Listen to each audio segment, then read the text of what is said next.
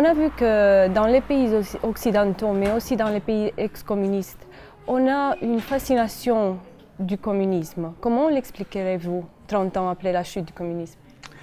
Alors la fascination a un tout petit peu diminué quand même, rassurons-nous, par rapport à ce que ça a été dans les années 50, juste après-guerre, où le nazisme a été vaincu et l'Union soviétique a participé à la victoire contre le nazisme. Bon, la chute quand même du communisme a aussi un tout petit peu freiné l'emballement, si je puis dire, pour le communisme, compte tenu du fait qu'on a découvert quand même la réalité enfin, que tout le monde connaissait si on y vivait, mais qu'on ne voulait pas voir lorsqu'on était en Occident. Donc, si vous voulez, cet attrait pour le communisme quand même a énormément diminué. Maintenant, il n'a pas totalement disparu, malgré le bilan catastrophique du communisme. Alors, il y en a qui disent, c'est une façon d'éviter la question, en disant ce qui a eu lieu dans les pays communistes n'a rien à voir avec ce qu'on veut faire aujourd'hui, nous voulons faire un nouveau type de communisme. C'est évidemment très difficile à entendre, compte tenu du fait qu'il y a eu 27 pays communistes dans le monde, et que les 27 pays, quelle que soit la culture, la géographie, l'histoire de ces pays-là, ils ont tous abouti au même résultat. Donc je ne vois pas pourquoi une nouvelle version aboutirait à un résultat différent. Donc ça, c'est la première raison. La première défense, si je puis dire. Mais il y a une autre raison qui est beaucoup plus profonde et qui explique justement, si vous voulez, le succès encore possible du communisme, même s'il est beaucoup moindre de ce qu'il était.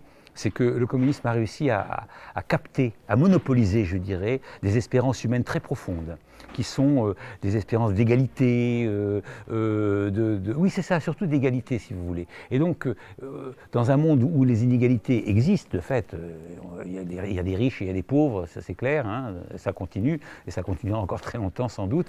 Il y a des gens qui pensent que le communisme est une bonne solution. Bon, c'est leur problème, je pense qu'ils ont tort de penser ça, mais c'est une des raisons principales, à mon avis, pour lesquelles le communisme a encore cet attrait, parce qu'il répond à cette envie d'égalité qui est très propre à l'homme. Mais on voit aussi un courant néo-marxiste qui devient, disons, une mode parmi les jeunes. Est-ce que le communisme est mort ou pas?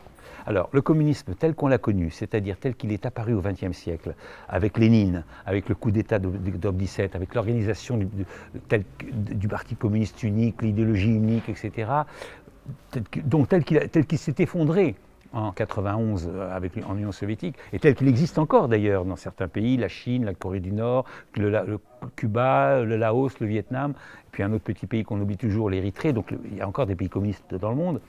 Mais cette forme-là de communisme, j'en suis intimement convaincu, est terminée. Elle ne peut plus revenir telle que ça a été.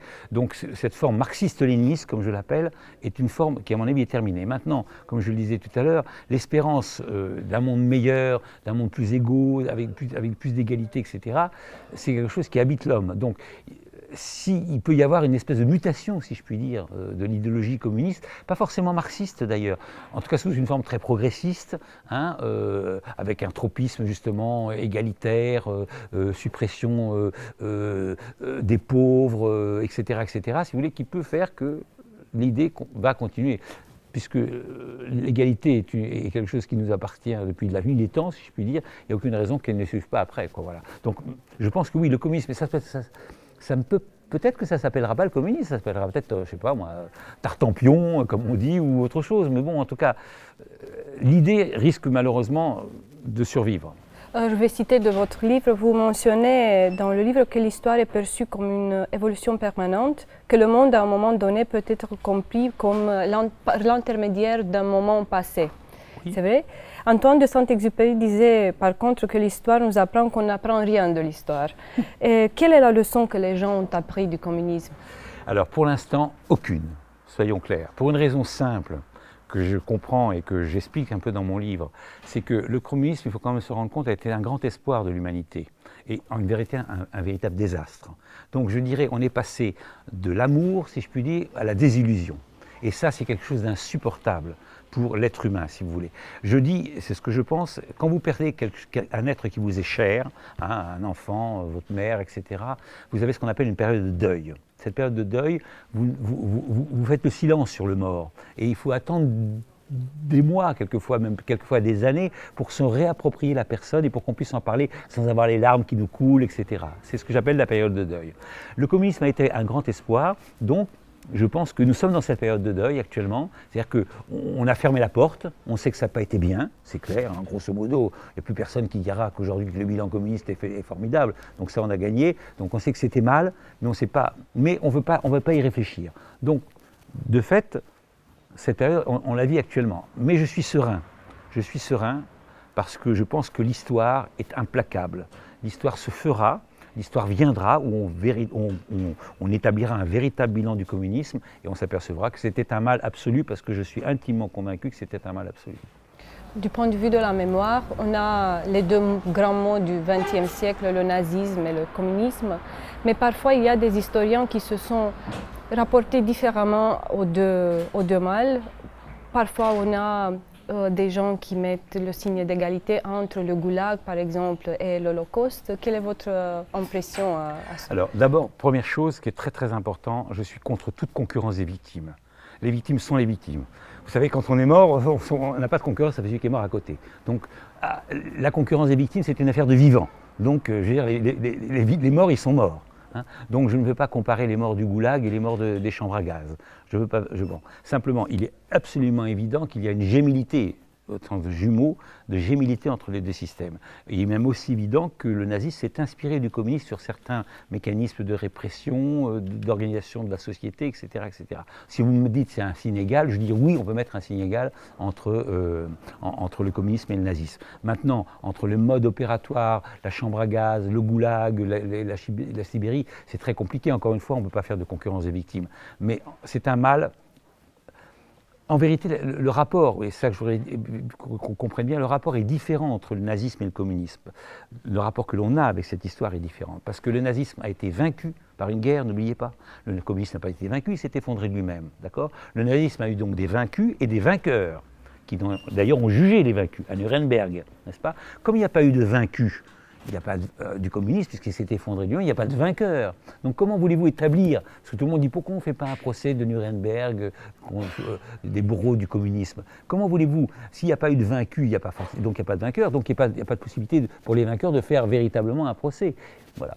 Dans cette histoire du communisme, les coupables sont divers. Il y a bien sûr les bourreaux, il y a bien sûr les dirigeants communistes, il y a bien sûr ceux qui ont été communistes, mais il y a aussi ceux qui ont fermé les yeux, les intellectuels, les hommes d'affaires, les hommes politiques occidentaux, les démocrates, tout ça.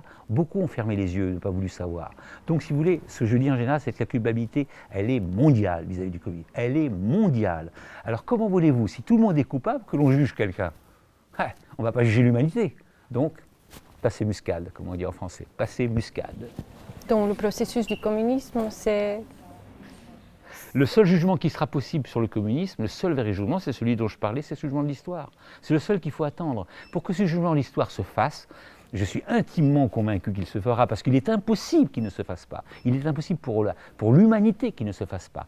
Mais le seul jugement de l'histoire, et pour que ce jugement de l'histoire s'établisse, il faut que se passe le temps de deuil dont j'ai parlé tout à l'heure, et aussi il faut, ça paraît paradoxal, que tous les témoins de cette époque aient disparu. C'est-à-dire y compris vous et moi. C'est-à-dire que les gens qui ne puissent pas avoir un rapport quelconque. Et à ce moment-là, l'histoire vient implacablement d'un regard complètement extérieur, non idéologique. Et à ce moment-là, on établira que le communisme a sans doute été la plus grande catastrophe du XXe siècle. Mais à quoi bon avoir des coupables si les coupables sont morts ? Oui, mais c'est pas une question, ça n'a rien à voir avec les coupables, parce que le jugement dépasse les êtres humains.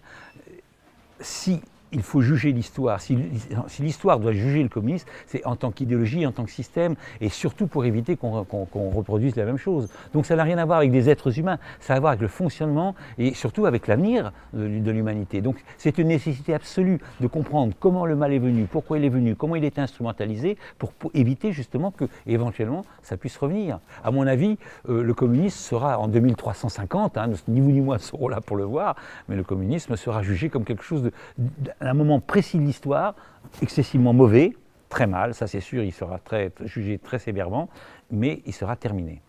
Vous parlez souvent de la Roumanie, par exemple, comme un pays qui est coincé dans sa géographie entre deux empires, donc l'empire austro-hongrois et la turcophone, disons. Oui. Comment est-ce que vous envisagez la Roumanie aujourd'hui, 30 ans après la chute du communisme ? Écoutez, c'est compliqué parce que vous avez été victime de cette histoire de l'histoire post-communiste plus que les autres. Je m'explique. En vérité, pour faire très court, Gorbatchev avait pour dessein, il voulait réformer le système. Il ne voulait pas qu'il s'effondre, évidemment, il voulait réformer le système. Donc il voulait mettre en place de nouvelles élites, si je puis dire, plus présentables pour les Occidentaux, parce que Gorbatchev avait compris que la seule façon de sauver le communisme, c'était que les Occidentaux payent, si je puis dire, avec de l'argent, des investissements, etc. Donc il a raté l'opération, elle a raté en Pologne, elle a raté en Tchécoslovaquie, elle a raté... Bon, ceux qu'il a mis en place ont été balayés par des mouvements populaires, si je puis dire. Vous, ça n'a pas été le cas. Vous avez été vous êtes le seul pays où la révolution gorbatchevienne, entre guillemets, a réussi, avec l'échou, etc., ce qui est arrivé après, dans les années post-communistes, dans les 5-6 années. Donc vous avez été freiné, si vous voulez, par rapport à d'autres pays qui sont sortis du communisme, vous avez été empêché de sortir, puisque vous le savez aussi bien que moi, un certain nombre de gens de la police secrète se sont reconvertis, un certain nombre de gens de la nomenclatura se sont reconvertis, des communistes se sont reconvertis. Bon. Mais il n'y a pas eu vraiment de travail de démocratie en profondeur. Pas toujours, il y a eu des périodes où vous avez fait ce travail, mais ça vous a freiné dans votre développement démocratique, si je puis dire, par rapport à d'autres pays, comme je pense les pays le plus bel exemple qu'on puisse donner, c'est les pays baltes, par exemple. Qui sont vraiment totalement sortis du communisme. Ça, c'est un bel exemple. Aujourd'hui, ils sont des pays très démocratiques. Bon. Donc, vous êtes en retard par rapport à ce processus. Mais je suis serein, encore une fois, parce que vous savez, je suis serein parce que je pense que l'histoire était quelque chose d'implacable. Alors évidemment, c'est très compliqué à accepter parce que le temps de l'histoire n'est pas le temps des hommes. Le temps des hommes, c'est 70, 80, on naît et on meurt. Le temps de l'histoire, c'est un temps très très très long. Vous dites par exemple dans votre livre que la Roumanie a toujours un sentiment de dépression nationale et que le communisme vient identifier les faiblesses et agit comme une gangrène. Ainsi arrive-t-on à voir Nicolae Ceausescu et son national-communisme par excellence. Croyez-vous que la Roumanie a guéri cette maladie? Pas vraiment. Pas vraiment. Alors, et quelle est la maladie dont elle souffre maintenant? Oui, alors justement, pour bien comprendre les choses, quand je parle de national-communisme, en vérité, tous les régimes communistes, sans aucune exception, ont été national-communistes. Pour une raison simple, c'est que très rapidement, l'idéologie communiste n'a pas suffi pour mobiliser les gens, parce que les gens se sont aperçus tout simplement que c'était une catastrophe. Donc pour le pouvoir à utiliser si vous voulez, pour un nouveau carburant idéologique, si je puis dire, qu'il a rajouté sur le communisme, et ça a donné le national-communisme. Votre pays a été particulièrement frappé par le nationalisme à cause de cette déficit, si je puis dire, d'identité nationale que vous avez, qui est historique.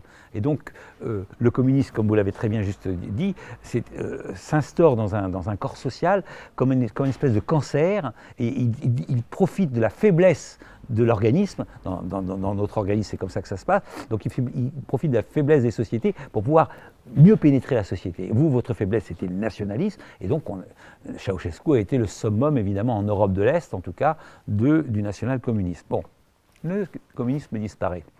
Qu'est-ce qui reste? Le nationalisme.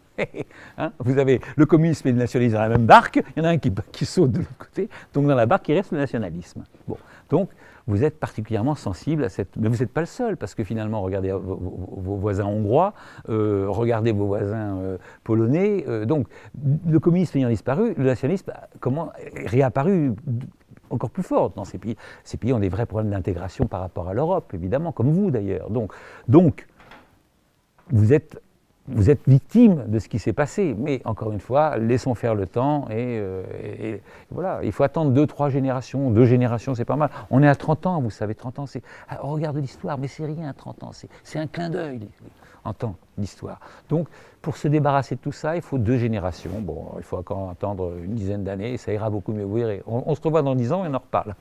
Et donc, la maladie de la Roumanie est? Oui, c'est un espèce de nationalisme, populisme, repliement sur soi-même. En tout cas, du côté du pouvoir. Du côté de la société, c'est très différent parce que je crois qu'on a très bien compris, les Roumains ont très bien, en tout cas, d'après ce que j'entends et ce que je peux lire, je crois que les Roumains ont très bien compris que seuls pourraient les sauver, c'est-à-dire leur faire respirer un nouvel air, justement, c'est d'ouvrir les fenêtres. Donc l'Europe est une chance extraordinaire pour ça. L'Europe a apporté considérablement de choses aux Roumains. Quoi que disent les eurosceptiques, l'Europe a été une grande chance pour les Roumains. Comment expliqueriez-vous le communisme à un enfant de 10 ans? C'est très compliqué. Je dirais que c'est une croyance, voilà, je dirais tout simplement, c'est quelque chose qui peut paraître très séduisant, parce que justement il promet un avenir que tout le monde plus ou moins, auquel tout le monde plus ou moins aspire, mais les méthodes pour arriver à cet avenir sont absolument catastrophiques, ni en vérité ce qu'est l'humanité et les hommes d'une façon générale. Et la même question en ce qui concerne le nazisme? Alors le nazisme c'est très différent parce que le nazisme ne promet pas le bonheur à tout le monde, le nazisme promet le bonheur au peuple élu et il considère qu'il y a un peuple élu ou une race supérieure et une race inférieure. Donc c'est bien pour ça que le nazisme n'a pas autant d'adhésants, n'a pas eu autant d'adhésion que le communisme, parce que si vous n'étiez pas allemand, vous n'avez pas de chance, vous risquez d'appartenir au peuple des sous-hommes, donc vous risquez de passer, d'être esclave, etc. Tandis que le communisme a un discours totalement inverse. Tous les hommes sont formidables, c'est l'humanité entière. Donc ça cause à tout le monde, ça parle à tout le monde. C'est pour ça que l'adhésion est bien plus grande et c'est bien pour ça qu'il est beaucoup plus difficile de s'en débarrasser que le nazisme.